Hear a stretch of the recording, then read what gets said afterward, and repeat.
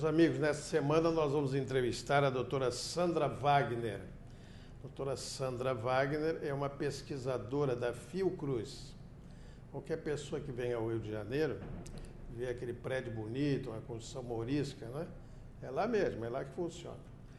Não perca, vai ser muito interessante.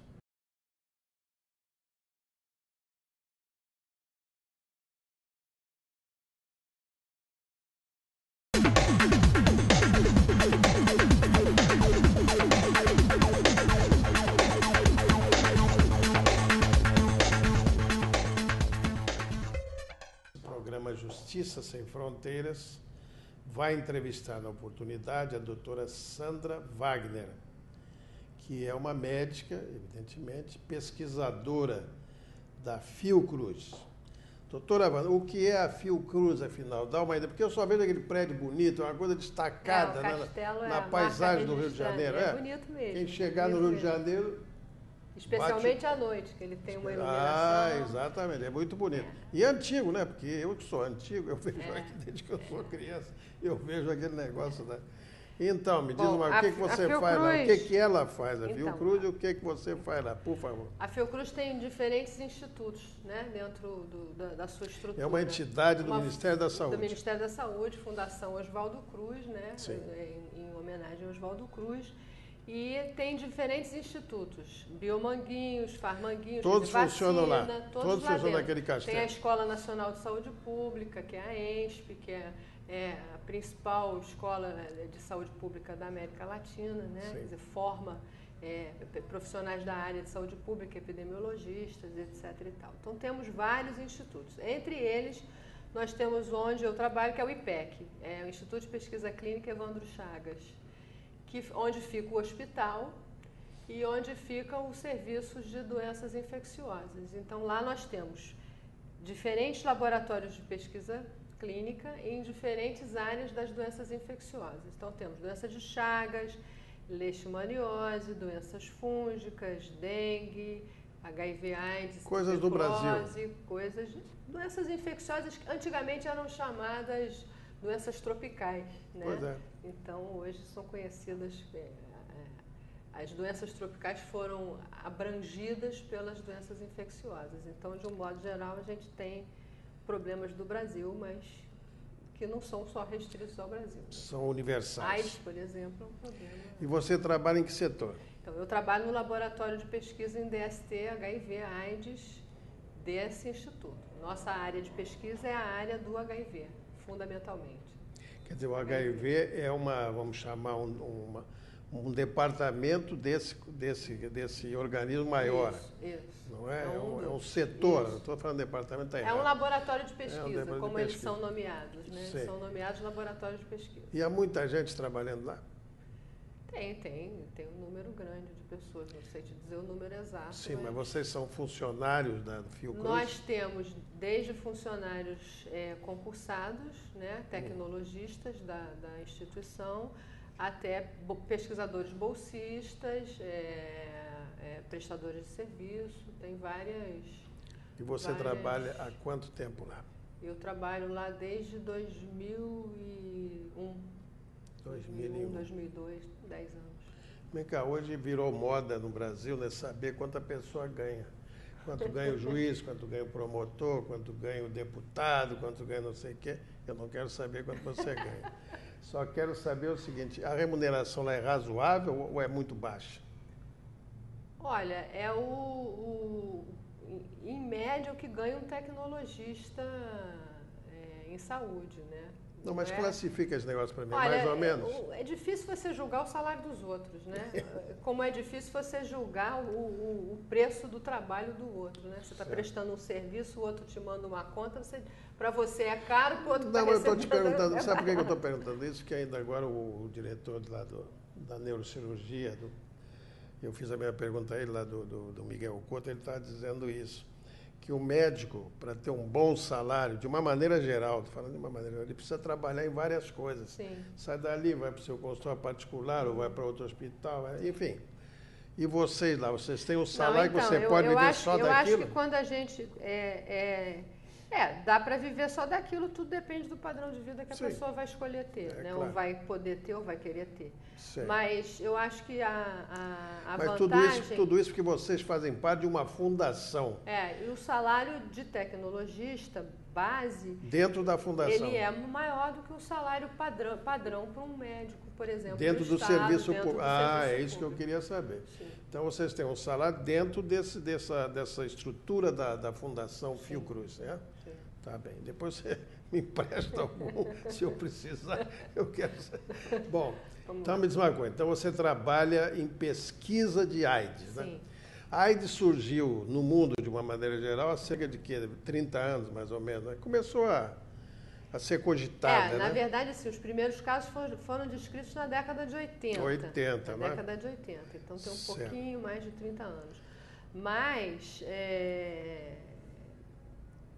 quando a gente estuda retrospectivamente, por exemplo, a amostra de sangue armazenada, tem alguns casos descritos da década de 50, né? Tem a história de um navegador norueguês, que era da década de 50. Acredita-se que que a doença tenha entrado na raça humana, né? Vinda, historicamente ela vem dos macacos, o vírus, isso né? Está comprovado? Isso está comprovado? Sim. Com teoria científica? Sim, pela evolução do vírus, sim. Então, acredita-se que isso tenha acontecido por volta da década de 50. Final da década de 50. Coisa. E a transmissão da AIDS é sempre pelo ato sexual ou parassexual? Ela é, na maioria dos casos, sim, mas ela continua tendo várias outras formas que são vinculadas a sangue e secreções, né? Então, hoje em dia a gente tem o mesmo vírus? É o mesmo vírus, não tem diferença. Se compartilha seringa contaminada com o vírus, com sangue contendo vírus, e outra pessoa recebe aquela seringa, por exemplo, no caso de um usuário de droga, essa infecção pode se propagar dessa maneira. A mãe portadora do vírus, se não tomar as medidas necessárias para evitar a prevenção do vírus para o bebê, ela pode passar a infecção para o seu bebê. E a relação sexual é outra maneira. Quando falou em relação sexual, me lembrei aqui. Mas isso evoluiu desde 1980, quer dizer, as precauções, os conceitos, tudo isso evoluiu, né? Tudo isso evoluiu. Eu acho que antigamente, por exemplo, eu me lembro, eu como leigo, quando eu tomei conhecimento desse movimento, chamado de movimento, que não era brasileiro, era universal, né? O primeiro approach que a gente tinha a propósito de AIDS era uma doença infecciosa adquirida uma relação homossexual. Sim, isso mudou completamente. Pois é, isso é que eu queria te perguntar. Isso mudou, foi evoluindo a pesquisa e tal para outros patamares? Na verdade, existia um conceito de grupos de risco que se desfez, porque hoje qualquer pessoa sexualmente ativa que pratica sexo sem proteção, que seria o que a gente tem hoje, que é o uso do preservativo, essas pessoas estão expostas ao vírus, qualquer tipo de relação sexual não protegida. E aí isso envolve homossexuais, heterossexuais, mulheres e homens jovens, mulheres e homens mais velhos, pessoas inclusive sexualmente ativas que não se consideravam em risco. Mas, assim, não tem mais o contexto, o conceito do grupo de risco, mas algumas situações de exposição envolvem maior risco, né? Sim. Então, para essas situações, hoje a questão da pesquisa e do estudo está tentando encontrar um caminho em que a gente consiga ajudar a prevenir esses casos, não só através da divulgação da prática do sexo seguro. Hoje a gente sabe que para algumas pessoas com exposição de risco mais importante, a gente tem, por exemplo, estudos mostrando que se a pessoa usar um medicamento antes da exposição ou durante um período próximo da exposição, ela minimiza o risco de transmissão. Isso tudo vem da pesquisa clínica. Muito bem. Eu peço desculpas a você, mas nós vamos interromper para encerrar o bloco e continuaremos no próximo conversando com a doutora Sandra Wagner sobre esse assunto tão interessante e que interessa a todo mundo. Daqui a pouquinho.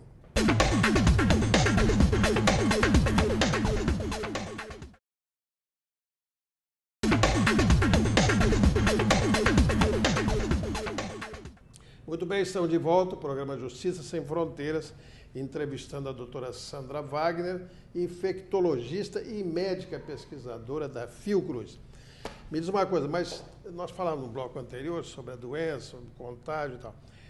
Tudo isso passa por você lá, não é isso ou não? Sim, nós temos diferentes áreas de pesquisa, né? Então, eu estava citando o exemplo da pesquisa em prevenção antes da exposição, que é Sim. o uso do medicamento para pessoas com exposição de risco maior. Foi um estudo que nós conduzimos em várias áreas do mundo. Vamos considerar, então, o homossexual masculino, não é? Não é o homossexual masculino isoladamente, não é o fato de ser homossexual.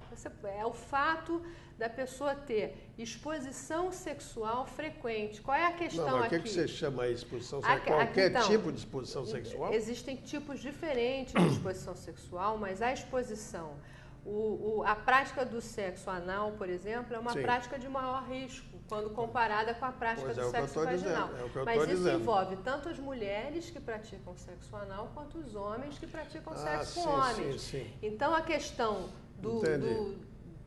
não é o grupo do risco, Deixa eu te perguntar uma coisa. Prática. Deixa eu te perguntar, eu como ignorante nata, eu quero te perguntar uma coisa. Isso tem alguma coisa a ver com sêmen? Sim, quer dizer, não só o sêmen, como a própria secreção vaginal. A mulher também pode passar o HIV para o homem.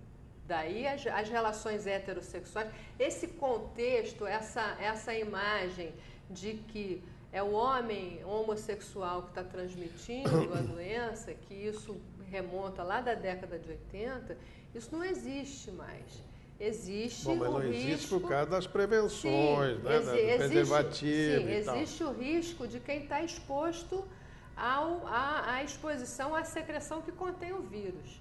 A questão é que a quantidade de vírus no esperma, ela é grande, se a pessoa não tiver em tratamento. Então, daí vem toda a questão da prevenção. Ela envolve, por exemplo, entre casais em que um é positivo e o outro é negativo, pode ser um homem e uma mulher, 2 homens, não importa. Sim. Se o positivo estiver em tratamento, estiver tomando seus remédios para o HIV e a sua carga de vírus estiver controlada, tiver o que a gente chama na clínica de indetectável, eu não consigo ver vírus por um método de laboratório da rotina, essa pessoa vai estar transmitindo menos o vírus. Então por exemplo, dentro das pesquisas, os casais sorodiscordantes são um grupo estudado, né? De que forma a gente... Sorodiscordante? A gente chama de sorodiscordante o quê? É isso, quando um parceiro é positivo para o HIV e o outro é negativo, numa relação estável. Então, eu sei que eu sou portadora do HIV e tenho um parceiro, vivo com ele, me relaciono com ele na minha vida e ele é negativo para o HIV. Então, o que o estudo desses casais demonstrou é que o fato de eu tratar a pessoa positiva, dar os remédios antirretrovirais para essa pessoa, diminui o risco de infecção, de contaminar o negativo. Então, é a mesma lógica que tem quando eu dou remédio para a mulher grávida, evitar que o bebê nasça positivo. Escuta, esse medicamento veio surgindo ao longo da pesquisa, sim, ele não é veio isso? Ao longo dos anos. Da pesquisa. A gente começou lá atrás, no final da década de 80, isso. Tinha só a ZT. Certo. A ZT todo mundo já ouviu falar, todo mundo conhece. E esses medicamentos, há algum que tenha o nosso estoque aqui no Brasil ou não? Não. Vem tudo do exterior? Não, nós temos produção, inclusive, de genéricos, né? De várias dessas drogas. Várias dessas sim, drogas. mas o original é sempre externo, é dos Estados Unidos. O que eu acho que eu quero dizer é que, na verdade, a gente não fez nenhuma descoberta de produção aqui. Sim. Mas existiu sempre a participação do país nos processos em que se estavam avaliando o uso desses medicamentos, que é o que a gente também faz lá na Fiocruz. Paralelamente, vocês novos remédios, também, nós também testamos lá, nessa cooperação internacional. Então, a pesquisa ela envolve desde testar um novo medicamento, por isso que a gente chama de pesquisa clínica, porque ele está sendo testado em seres humanos portadores de uma doença. né? Então, que estão sendo tratados dentro do contexto da pesquisa. Então, essas Agora, pessoas... doutora Sandra, deixa eu te fazer uma pergunta frontal. No estágio que nós estamos todos, não é hoje, o mundo e a Fiocruz, etc., a gente continua afirmando que a AIDS é uma doença letal. Na verdade, assim, se o senhor me perguntar, uma pessoa hoje que descobre que tem um HIV, que tem chance de se tratar, se ela vai morrer de AIDS, eu posso te responder que é bem provável que não. Hoje, ela é uma doença crônica, é uma doença que tem tratamento. A pessoa não precisa morrer daquilo se ela seguir o acompanhamento e o tratamento adequado. Então, a expectativa... E ela elimina, pessoa, o foco infeccioso? Não, ela não elimina o foco infeccioso. Nunca. Não. Ela vai conviver com aquilo? O tratamento não cura a infecção. Ela vai conviver com aquilo? Por enquanto, nós não temos nada definitivo para dizer, vamos tomar essa pílula e vamos acabar com o vírus. Você sabe que isso traz, não sei se você sabe, mas traz uma questão jurídica complicada, sabe disso? Em que sentido? É a pessoa que omite essa circunstância com o parceiro e pode transmitir uma doença. Isso é outra linha que a gente está pensando que a gente está trazendo agora numa cooperação de pesquisa, que é a questão da discussão do HIV entre as relações, mesmo entre as relações eventuais. Porque quer a gente queira, quer não, a estrutura do mundo hoje é essa, né? As pessoas se relacionam sexualmente e eventualmente. Então, a gente tem se trazido à discussão as questões de, por exemplo, acesso facilitado à testagem no domicílio, né? Então, assim, isso também é uma discussão para o futuro. No futuro, talvez. Nos Estados Unidos já é aprovado, por exemplo, um teste em saliva que o indivíduo pode adquirir, né, mediante um preenchimento de dado que ele faz, em que ele se testa em casa. E ele tem um telefone que ele acessa para discutir, caso ele identifique o resultado positivo, ou caso ele tenha dúvidas, né? Bom, isso vem facilitar já é uma realidade lá fora. Mas já vem facilitar o raciocínio que eu estou fazendo e refletir no entendimento jurisprudencial de que isso pode ser um crime. Que a pessoa tem capacidade de conhecer o seu estado. Mas na verdade, assim, o que pode ser um crime é o indivíduo saber que ele é portador do vírus. Você está dizendo que e tem... intencionalmente se relacionar com uma pessoa na intenção de contaminar aquela pessoa. Não, e até sem intenção de contaminar, mas sem tomar os devidos cuidados. Mas essa questão dos devidos cuidados, ela é mais complexa do que parece. Por exemplo, o uso da camisinha, por exemplo, numa relação entre uma mulher e um homem, ela é muitas vezes complexa dentro da própria negociação. A mulher propõe, a mulher quer usar. Ela não é obrigada a dizer para o homem que ela tem o vírus. Ela vai propor o uso da camisinha. A relação sexual só vai acontecer se ela resolver que isso vai ser só com preservativo, só pode acontecer com preservativo. Então, a coisa é mais complexa do que, mesmo nas relações estáveis, o marido não quer usar camisinha. Não, você sabe agora, a mulher sabe que ele tem HIV. Agora, você sabe por quê? O que eu vou te dizer é o seguinte, é que é um tipo de procedimento e de relação enfim, de enquadramento jurídico que cria muito constrangimento, entendeu? Então, a pessoa, na verdade, esconde isso. Eu acho que o que falta aí eu acho que a gente vai tocar num ponto importante, eu acho que o que falta é encarar o HIV com mais naturalidade e menos tabu, porque ele é assim, né? Antigamente a pessoa tinha uma sífilis, uma gonorreia, era um sinal, né? Um homem jovem aparecer com gonorreia era sinal de que eu sou machão, eu tô tendo relação sexual, né? Era até bacana. Mas é uma doença tratável. Bacana, não sei. Não, é bacana no sentido, né? Na questão, né?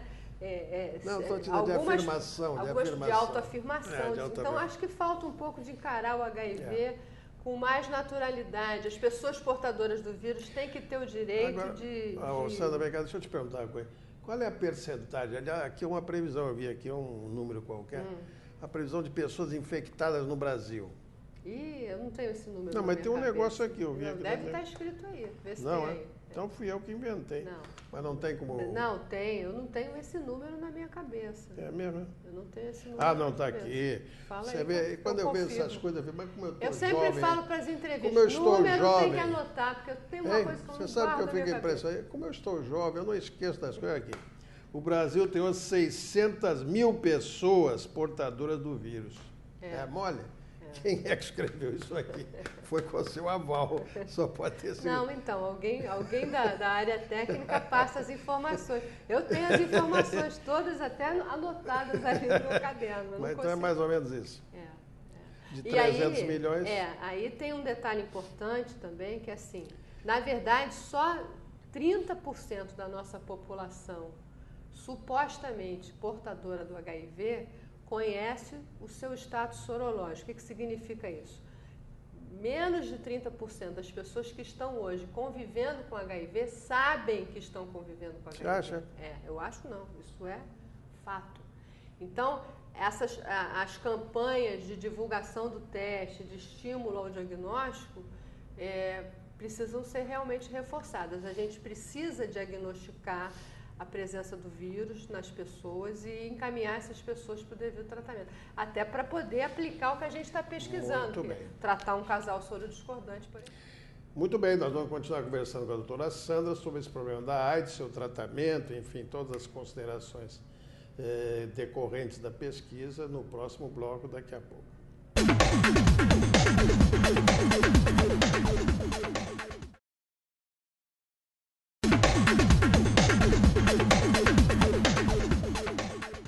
Muito bem, estamos de volta, o programa Justiça Sem Fronteiras, conversando com a doutora Sandra Wagner, médica e infectologista da Fundação Fiocruz. Sandra, me diga uma coisa.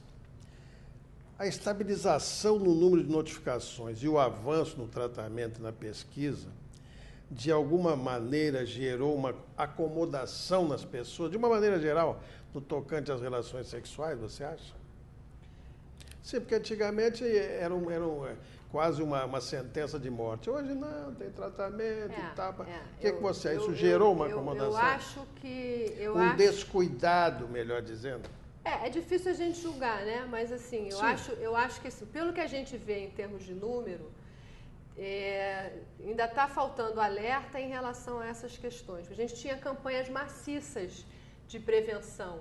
Isso se reduziu. Agora, não sei se o senhor vai lembrar, carnaval, camisinha. Hoje só tem no carnaval. Antigamente era só no carnaval, ano inteiro. Exatamente. Antigamente mas hoje tem o ano inteiro é carnaval. Agora, eu acho que precisa, o que vai fazer diferença é a divulgação do acesso dessas novas estratégias de prevenção. A gente ainda não tem uma vacina, mas tem medicamento que pode ser usado por um casal sorodiscordante. Tem medicamento que pode ser usado... Medicamento, você disse? Medicamento. Possibilitando a relação sexual sem o preservativo?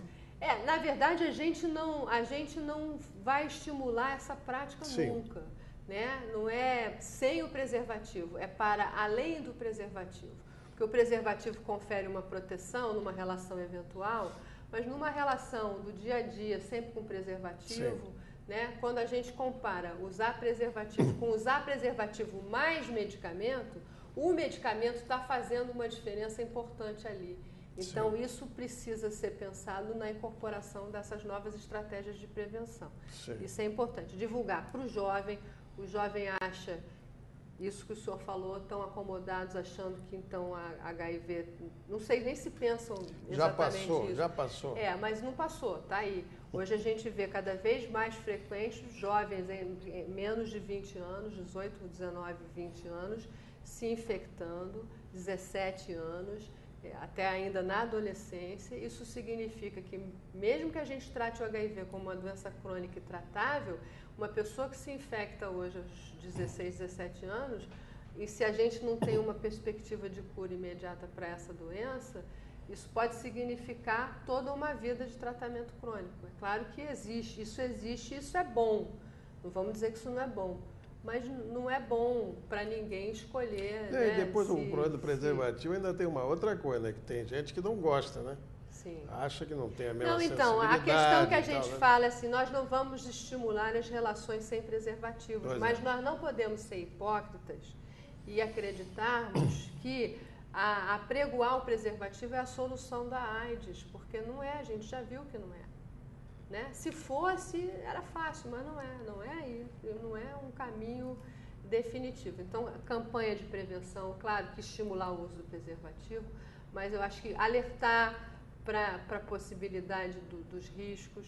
Pessoas mais velhas, acima dos 50 anos, que hoje estão divorciadas, solteiras, viúvas, e que estão ativas sexualmente, estão namorando, estão saindo, estão paquerando, estão conhecendo pessoas novas, estão se relacionando sexualmente em relações eventuais, na maioria das vezes sem prevenção, sem precaução. Sem precaução. Essas pessoas precisam fazer parte dessas campanhas. Ô, Sandra, me diga uma coisa. Bebês e mães soropositivos, isso é um assunto muito importante. Sem dúvida. Muito importante. Eu quero dúvida. que você fale sobre isso. Isso é importante. A mulher grávida, a mulher que vai engravidar, como é que funciona isso? Esse assunto também foi um tópico de um dos nossos estudos em cooperação internacional, né? Identificando as mulheres, porque a mulher ela está positiva, ela pode ser identificada. Eu já sei que sou positiva e quero engravidar, isso é uma situação. Eu não sei que sou positiva e engravidei, no pré-natal eu descubro que eu sou portadora do vírus. Ou como no Brasil, muitas mulheres não fazem pré-natal ainda, isso é um ponto crítico na nossa saúde, elas podem passar pelo pré-natal sem ter identificado o HIV, e isso muitas vezes só é identificado no momento do parto. Então nós temos medidas no momento do parto e assim que o bebê nasce, para que a gente evite que esse bebê seja infectado pelo vírus. Bom, isso eu ia te perguntar agora mesmo, mas as mulheres são muito impetuosas, você já respondeu a minha pergunta. O bebê necessariamente vai ser infectado se a mulher for soropositiva? Não necessariamente. Quanto mais precocemente eu tomar as atitudes que eu tenho disponíveis para prevenção da infecção, quais são elas? Eu tratar a mãe, deixar a carga de vírus da mãe suficientemente baixa para reduzir o risco de transmissão, tomar cuidados especiais no parto. Às vezes esse parto não pode ser um parto normal, tem que ser um parto cesáreo, dependendo da situação. A mulher não pode ficar horas na maternidade em trabalho de parto, num trabalho de parto normal, porque ela está expondo o bebê à secreção e a risco de infecção. Essa mulher não pode amamentar. Então tem uma série de medidas que quanto mais precocemente eu instituir, menor a chance desse bebê nascer com HIV. Se eu for perdendo essas oportunidades, eu chego na oportunidade final lá na frente, que é identifiquei a mãe no momento do parto. Se der tempo, eu faço medicamento durante o parto, na veia da mãezinha, né, na veia da mamãe. E dou o remédio para o bebê durante as primeiras semanas de vida dele, né, durante as 4, 6 semanas de vida. Então, esse bebê vai também tomar um remédio. Ele não sabe ainda se ele está infectado ou não, a gente não sabe. Mas a gente trata o bebê num modo que a gente chama de profilaxia, para tentar impedir que o bebê se infecte. E a gente só vai definir se esse bebê está infectado ou não mais lá na frente. E qual é o resultado disso? Você sabe o resultado? Assim, aproximadamente. Se eu conseguir fazer todas as estratégias lá no início da gestação, quando eu já sei que a mulher é positiva, quando ela se descobre grávida ou antes mesmo dela engravidar, o risco cai para menos de 2%. Eu consigo 98% de sucesso nas minhas estratégias de prevenção. Então, também é fundamental que as mulheres sejam estimuladas, idealmente, a fazer o HIV antes de pensar em engravidar, como elas muitas vezes engravidam sem pensar, tem que fazer no pré-natal. Há certas coisas, né, que realmente...